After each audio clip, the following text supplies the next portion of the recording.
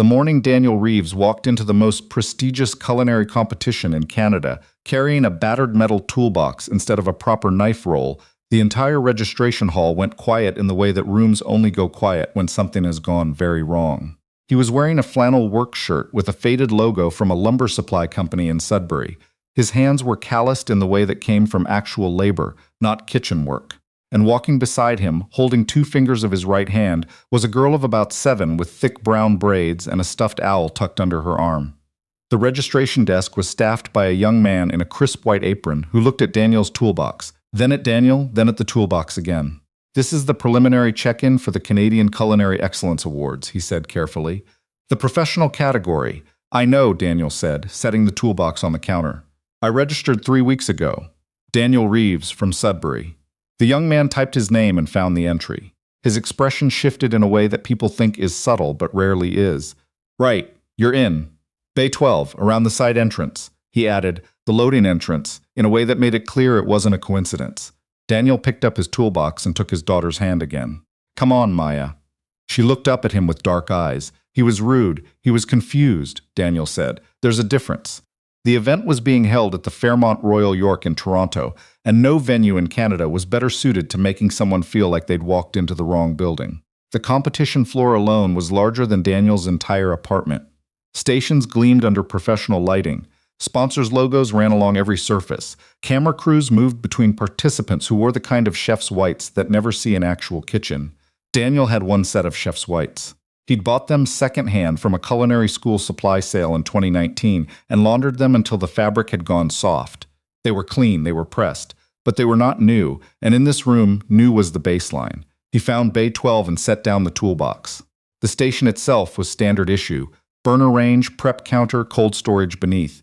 The organizers had done that much fairly, but as Daniel began unpacking, a woman at the adjacent station glanced over and stopped mid-conversation. Her name was Priya Anand, and her knife roll alone probably cost more than Daniel's rent.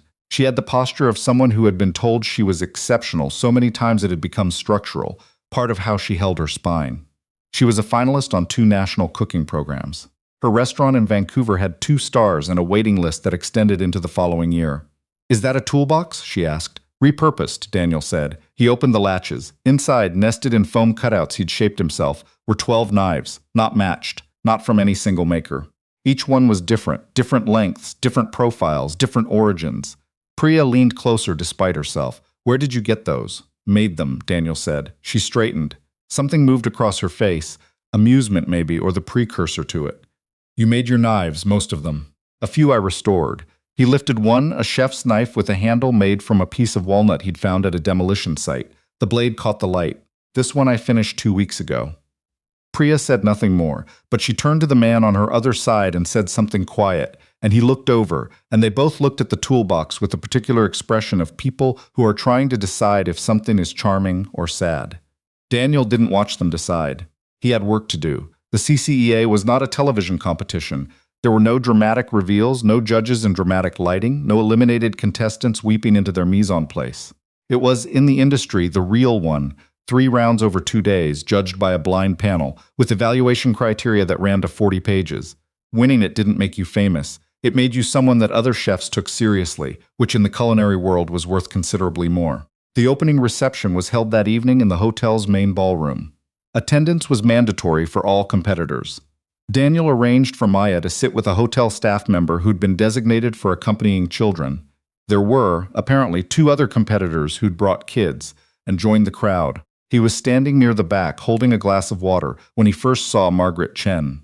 She was easy to spot, not because of the way she dressed, though she dressed very well, but because of the way the room oriented around her. Margaret Chen was the CEO of Copper Lattice Hospitality, the company that owned 11 restaurants across Canada, 4 hotels, and held the distribution contract for more specialty food imports than any other firm in the country.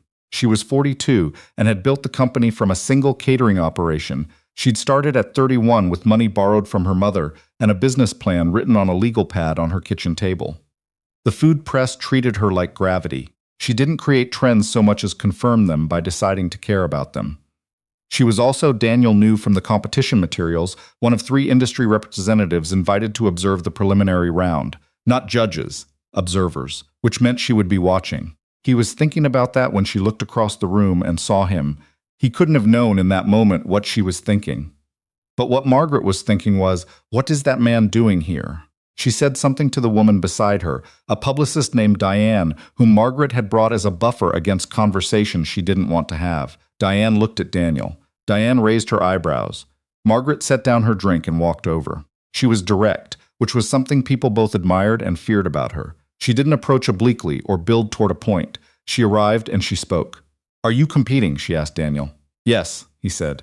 "In the professional category?" "Yes." She looked at him the way people look at something that doesn't compute.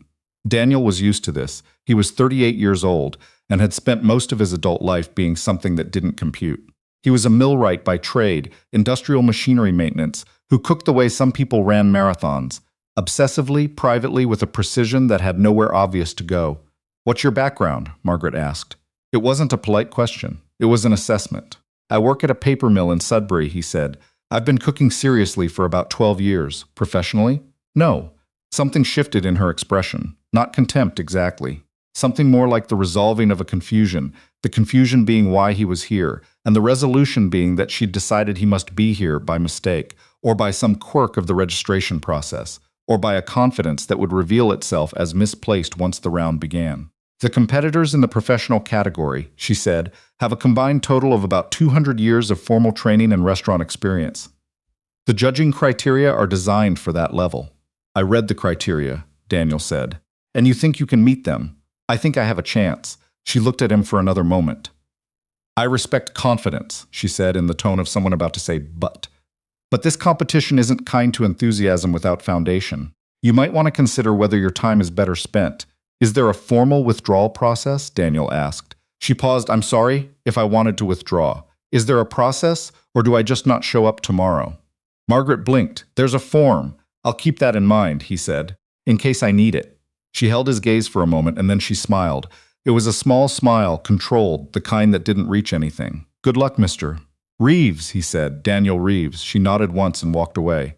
Daniel finished his water and went to collect Maya from the hotel staff member, who reported that Maya had eaten 2 bread rolls, corrected an adult's pronunciation of quinoa, and fallen asleep in a chair.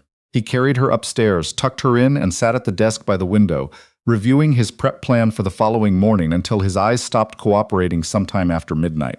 The preliminary round began at 8. Competitors had 4 hours to produce 3 dishes, a cold appetizer, a hot entree, and a dessert. The criteria evaluated technique, composition, flavor complexity, creativity within constraints, and what the judging panel called intentionality, the degree to which every element of every dish appeared to serve a coherent culinary purpose rather than existing for decoration or trend chasing. Daniel had been planning his 3 dishes for 14 months. He opened the toolbox at his station and began.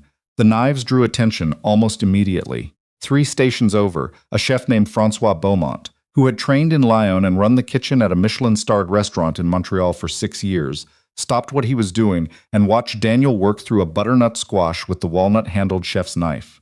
The cut was clean, not just competent. Clean in the particular way that meant the knife was very good and the person holding it understood exactly how it behaved. Francois said nothing, but he watched for a moment longer than he meant to. Daniel's appetizer was a cold-smoked Arctic char on a buckwheat blini with a creme fraiche made from scratch the night before using a bacterial culture he'd been maintaining for 3 years. The char came from a supplier in northern Ontario he'd been buying from since 2018. The smoking had been done in his garage using a cold smoker he'd built from plans he found in a Quebec hunting magazine in 2017, and then substantially modified over the following 2 years of trial and error. The char was exactly the shade of amber it needed to be. His entree was a braised short rib cooked at low temperature for 31 hours, in a preparation he'd developed over 18 months of testing on winter weekends when Maya was at her grandmother's. The braising liquid contained 7 components, 4 of which were reductions he'd made and frozen before leaving Sudbury, because he didn't trust himself to have time to make them properly on competition day. The dessert was the thing.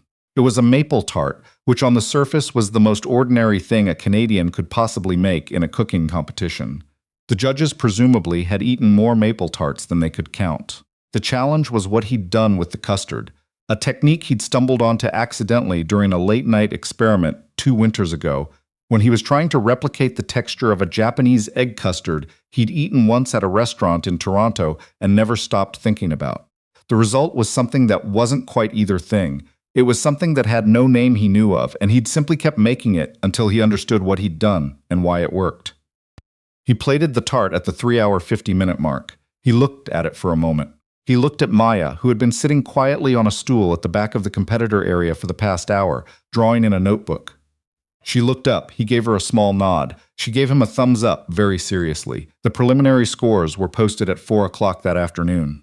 Daniel's name was third on the list of 12 who would advance to the second round. He stood in front of the board and read it twice. Dad. Maya had found him from across the room and pushed through to take his hand. She read the board with the focused attention of a child who reads everything. You're on the list? I know. Third, I see that. Is that good? It's enough, he said. He found out later, through the particular kind of information that moves through competition environments, via overheard conversations and significant looks, that Margaret Chen had watched his entire preliminary round from the observer's area, and that she had not, as she had during other competitors' rounds, stepped away to take calls. The second morning brought weather. October in Toronto could go either way, and it had decided to go sideways. Rain against the hotel windows, sky the color of concrete, the kind of day that made the hotel feel sealed and pressurized in a way that got into people's nerves. It got into Margaret's nerves. She arrived at the competition floor early, before the competitors, and walked the length of it alone. This was a habit, arriving early to spaces so she could feel them before other people's energy filled them. Her therapist had told her this was a form of control. She had told her therapist that managing an 11-restaurant hospitality group required a certain relationship with control, and her therapist had said that wasn't actually a counter-argument. She was standing near Bay 12 when Daniel arrived with Maya. The girl was wearing a yellow rain jacket and carrying her stuffed owl. She was eating a granola bar with the focused determination of someone who had been told this was breakfast whether she liked it or not. Margaret watched Daniel open the toolbox. She watched him go through the check, each knife lifted and replaced, each blade briefly examined. It was the way she imagined a surgeon checking instruments. Not performative, just necessary. She walked over before she decided she was going to. You advanced, she said. He looked up. I did. I watched part of your preliminary round yesterday. He waited. Your technique is... She paused, and the pause was honest, not rhetorical, not what I expected. What did you expect? Enthusiasm, she said. Good home cooking with some ambition. The kind of thing that photographs well and tastes fine. Daniel set down the knife he'd been holding, and instead, you appear to know exactly what you're doing and why. She said it with a slight edge, like the observation still unsettled her. That char preparation. The smoking time and temperature, that's not something you learn from YouTube. No, he said. That took about 3 years. Why are you here? She asked. It came out more direct than she intended. Not rhetorically. I genuinely want to know. You have a trade. You're clearly skilled at it. You could have entered the amateur category. The amateur category doesn't mean anything to the people I want to prove something to, he said. Who are you trying to prove something to? He glanced at Maya, who was now sitting cross-legged on the floor with her owl, pretending not to listen while clearly listening. Myself, mostly, Daniel said, and maybe he stopped. Your daughter, her grandmother, he said. My mother-in-law. She's never thought much of me. Thought Isabel could have done better. He said his wife's name with the careful flatness of someone who had learned to say a particular word without letting it take them anywhere. Isabel passed 3 years ago. Ovarian cancer. The competition floor was busy around them. Carts moving, voices overlapping, the organized noise of preparation, but where they were standing felt strangely still. I'm sorry, Margaret said. She always said I'd do something with the cooking, Daniel said. Her mother never believed her, still doesn't. He looked at the toolbox. So, Margaret looked at him for a long moment. Then she looked at Maya, who had stopped pretending not to listen and was watching with wide, frank eyes. Good luck today, Mr. Reeves, Margaret said. Thank you, he said. She walked away and didn't look back, but she spent the rest of the morning unable to stop thinking about a man who'd spent 3 years learning to smoke fish properly and carried his knives in a converted toolbox and was trying to win a national culinary award to honor something his dead wife had believed about him. The second round was harder. 6 competitors remained after the morning's cut, and the challenge was a constrained format. 4 ingredients, announced at the start 90 minutes, 2 dishes. The 4 ingredients that day were venison, sour cream, dried chanterelles, and blood orange. The instruction was to use all 4 in both dishes and to ensure they functioned differently in each. Daniel stood at his station when the ingredients were announced and was still for about 4 seconds. Then he started moving. He had not planned for venison. He had not expected chanterelles. He had no framework for this, which meant he was building from first principles, which he'd done before, just not under lights, not in 90 minutes, not with 6 other people around him who had done this kind of pressure cooking professionally for decades. He made a decision in the first 5 minutes that he either trusted his instincts or he didn't. There was no middle position available. The first dish came together as a venison tartare with a chanterelle oil and a blood orange reduction. The sour cream turned into a whipped element with a small amount of acid to balance what would otherwise be a very heavy opening. Clean, cold, structured. The second dish was where he took the risk. He seared the venison and finished it in a pan with the chanterelles and reduced the blood orange into the fond. The sour cream became a sauce, stabilized, gently warmed, used as a base rather than a garnish. It was not a safe combination. The acid in the orange against the fat in the cream required precise timing or it would break, and if it broke in the last 10 minutes, there was no recovery. He watched it the way he watched machinery running near its tolerance limits. Still, attentive, adjusting by fractions. It didn't break. He plated his second dish with 6 minutes to spare. He looked up and found Margaret watching from the observer's area. She was not looking at any other station. He looked away and focused on his plating. The scores from round 2 were posted before dinner. Daniel had placed second overall. The finalist presentations would be held the following morning. Full open kitchen, live audience including industry representatives, press, and the full judging panel. He called his mother-in-law that evening. Her name was Ruth, and she lived in a bungalow in Timmins and had never made any secret of the fact that she thought Daniel was a decent enough man who had failed to become the person her daughter had deserved. She answered on the 4th ring the way she always did, as if giving herself time to decide whether she wanted to. "I made the finals," he said. "Silence. Of the CCEA," he said. "In Toronto, the cooking thing," Ruth said. "Yes, Daniel." She said his name with a particular weight, the weight of a patience that had been maintained for 3 years and was getting tired. "Isabel is gone. You don't need to do this." "I know I don't need to," he said. Maya is here with me," he said. "She's been here the whole time. She watched me place second today in front of some of the best chefs in the country." His voice stayed level. "I'm not doing this instead of being her father. I'm doing it while being her father. There's a difference." Ruth was quiet. "Isabel would want to know," he said. "If she could. She'd want to know I tried." Ruth said nothing, but she didn't hang up, and after a moment she said very quietly, "Call me when it's over." Which from Ruth was approximately equivalent to anyone else saying, "I'll be thinking about you." He told Maya about the call afterward while they were eating room service pasta at the desk by the window. Maya twirled noodles with the concentration of a small engineer. "Is Grandma Ruth coming?" she asked. "No, sweetheart. Does she think you're going to win?" He considered the honest answer. "Not exactly." Maya nodded, the way she nodded when an adult gave her an answer that confirmed what she'd already figured out. "That's okay," she said. "I think you're going to win."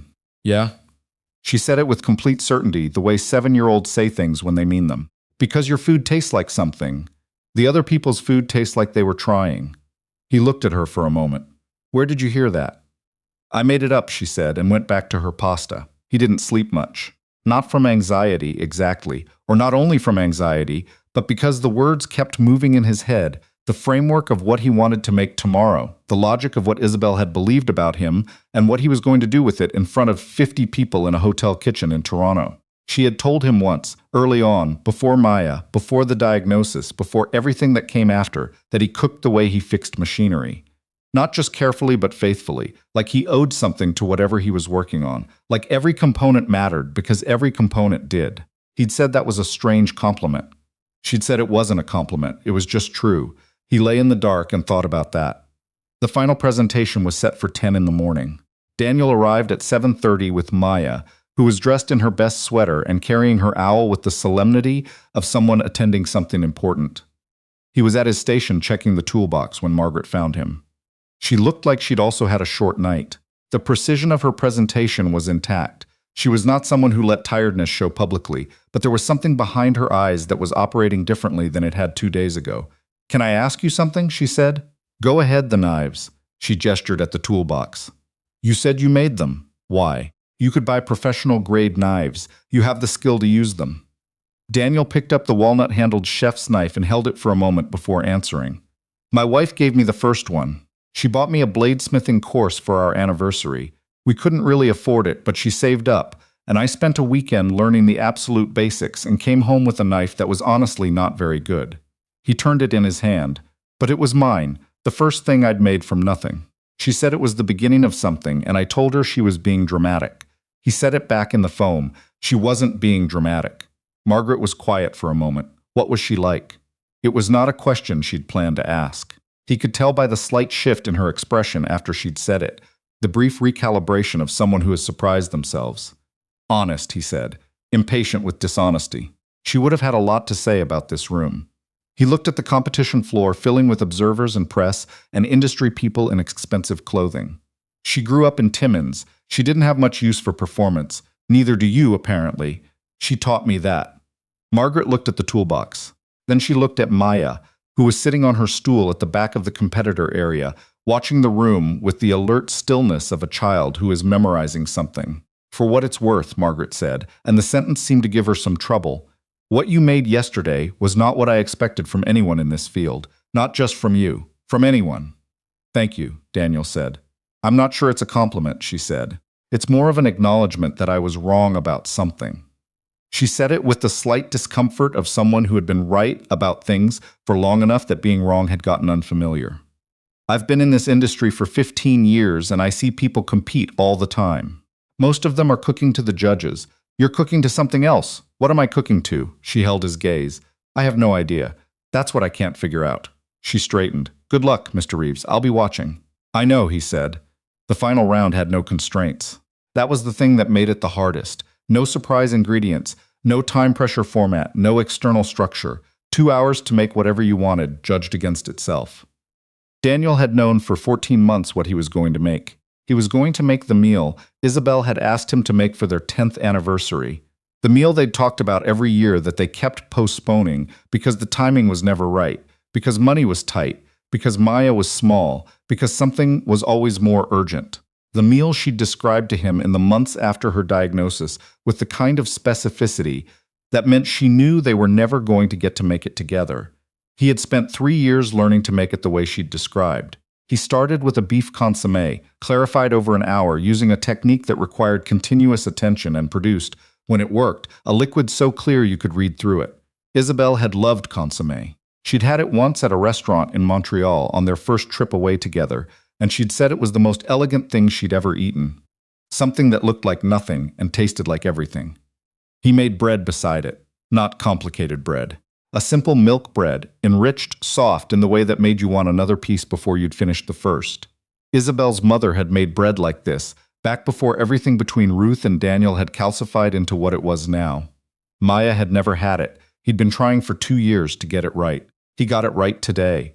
The main course was a roasted chicken, which was either the bravest or most foolish thing to make in a professional competition, because there was nowhere to hide in a roasted chicken, no complexity to distract, no technique to camouflage, just the bird and the heat and whether you understood the relationship between them.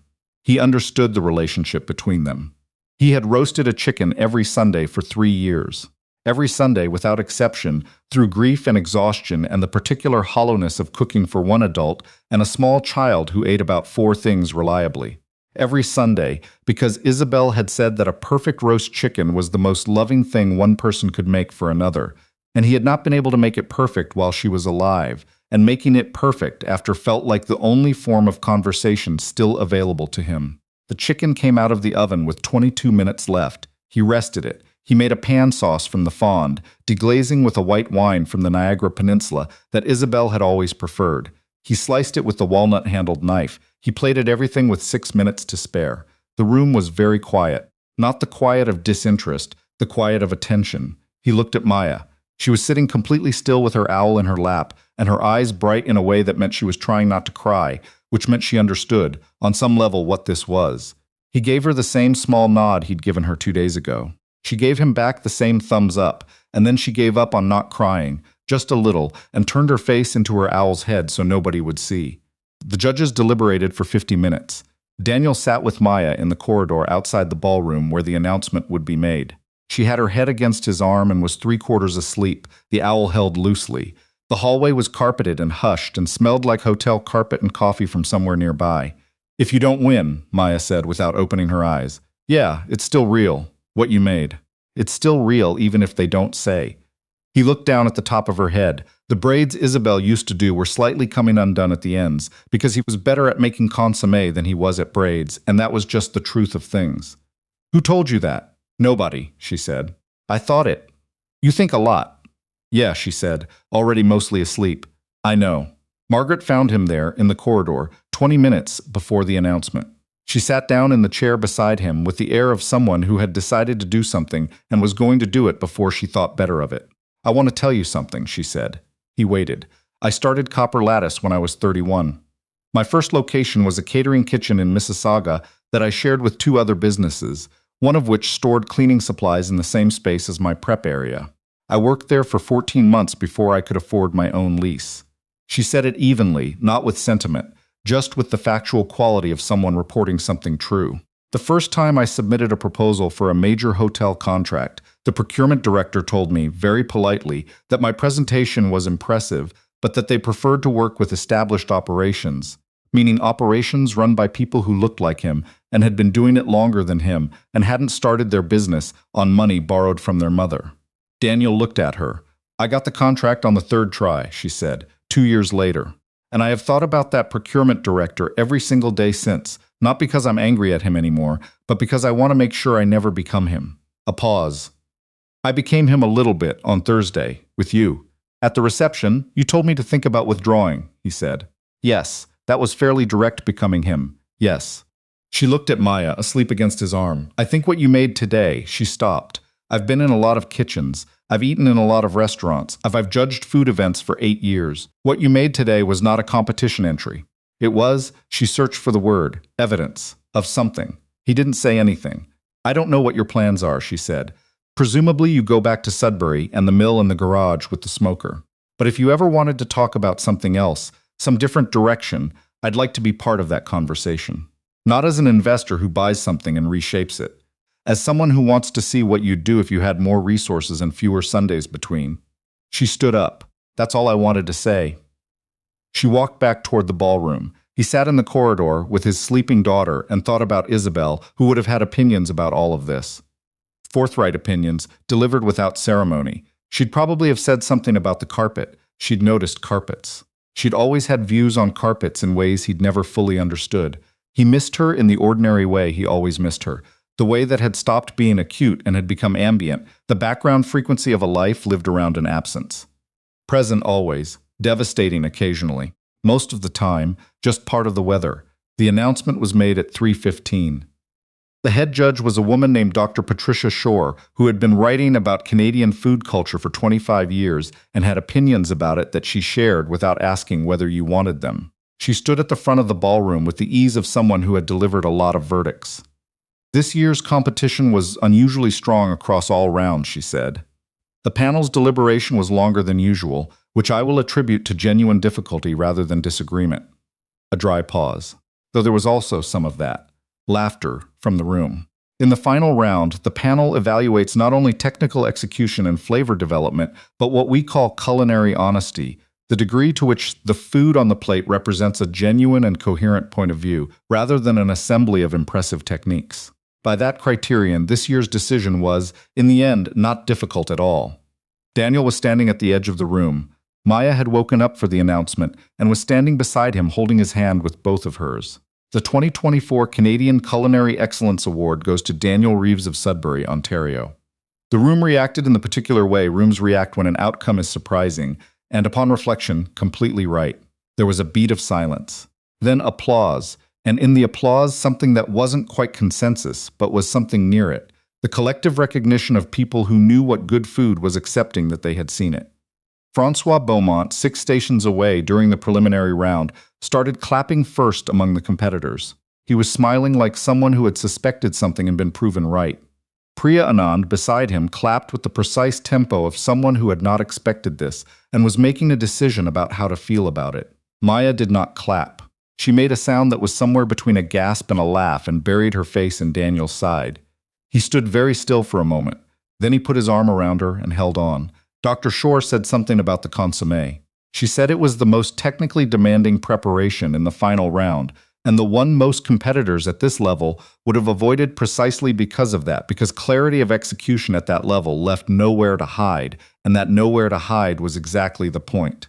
She said the chicken was the most honest thing the panel had eaten in this competition in 6 years of judging it. She said the bread made one of the judges cry. She didn't say which judge. But Margaret, standing near the side wall with her arms crossed, was looking at the middle distance with the specific expression of someone who is very controlled and is currently working a little harder than usual to stay that way. Daniel accepted the award with fewer words than anyone expected. He thanked Dr. Shore and the panel. He thanked the organizers. He looked down at Maya, who was looking up at him. "My daughter told me this morning," he said, "that my food tastes like something." He paused. "I think what she meant, what I hope she meant, is that it tastes like it came from somewhere real, from someone who meant it." He looked out at the room. "My wife believed I could do this. She didn't live to see it. This is for her, and for my daughter, and for anyone who has ever been told their version of something wasn't the right one." He stepped back from the microphone. The applause was different this time. Afterward, the room reorganized itself into the kind of networking that follows public moments, people finding people they wanted to find, conversations that had been on hold restarting, the competitive tension of the past 3 days dissolving into something more social. Daniel stood near the edge of it, holding Maya's hand, holding the award in his other hand, not entirely sure what to do next. Margaret came to him. She did not extend her hand to shake first. She simply stood in front of him and said, "Congratulations. You deserve that more than I initially thought you would." "That's an interesting way to say congratulations," he said. "I'm working on it." The corner of her mouth moved. "I meant what I said in the corridor. The offer stands whenever you're ready to think about it. No pressure. Go back to Sudbury. Make your bread. Do your Sundays." "I will," he said, "but call me, eventually." He looked at her for a moment. "My wife would have liked you," he said. "You're direct." She had a lot of time for direct. Something shifted in Margaret's expression. Not softness, exactly. More like the slight easing of a thing that had been held carefully for a long time. "I'd like to think I'd have liked her," she said, "given the evidence." She looked at Maya. "You were very calm today," she said to her with the directness she used on adults, during the competition. "Were you nervous?" Maya considered this with full seriousness. "I was nervous that Dad was nervous," she said, "but Dad was okay, so I was okay." Margaret nodded, as if this was a completely sound framework. "Good strategy," she said. She left them to the rest of the afternoon. Daniel drove back to Sudbury the following morning. The award was on the back seat, wrapped in a sweater. Maya sat in the front, listening to a podcast about animals and periodically reporting facts she found important. Near Barry, she announced that octopuses had 3 hearts. Outside Perry Sound, she mentioned that flamingos are born gray. North of Sudbury, where the highway narrowed and the granite rose on either side, and the trees were the particular dense green of late October in northern Ontario, she fell quiet. "Dad," she said after a while. "Yeah, when we get home. Can we make something in the kitchen?" "What do you want to make?" She thought about it. "Something Mama would have liked." He kept his eyes on the road. The birch trees moved in a wind he couldn't hear inside the car. The sky was the pale, particular blue it got up here in October, the kind of blue that didn't exist south of the Shield, the kind that you either grew up with or never understood. "Yeah," he said. "Let's do that." They drove the rest of the way home through a landscape that didn't care about culinary awards or investor meetings or what anyone thought of a toolbox full of handmade knives.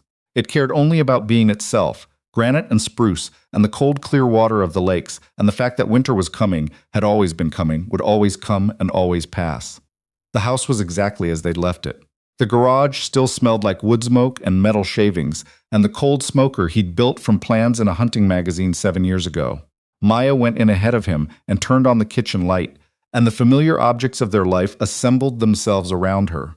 The magnetic knife strip on the wall, the crockery from Isabel's grandmother, the drawing Maya had made in July that was still taped to the refrigerator because neither of them had gotten around to moving it. He put the award on the counter where they could both see it. He got out a pot. He started making stock.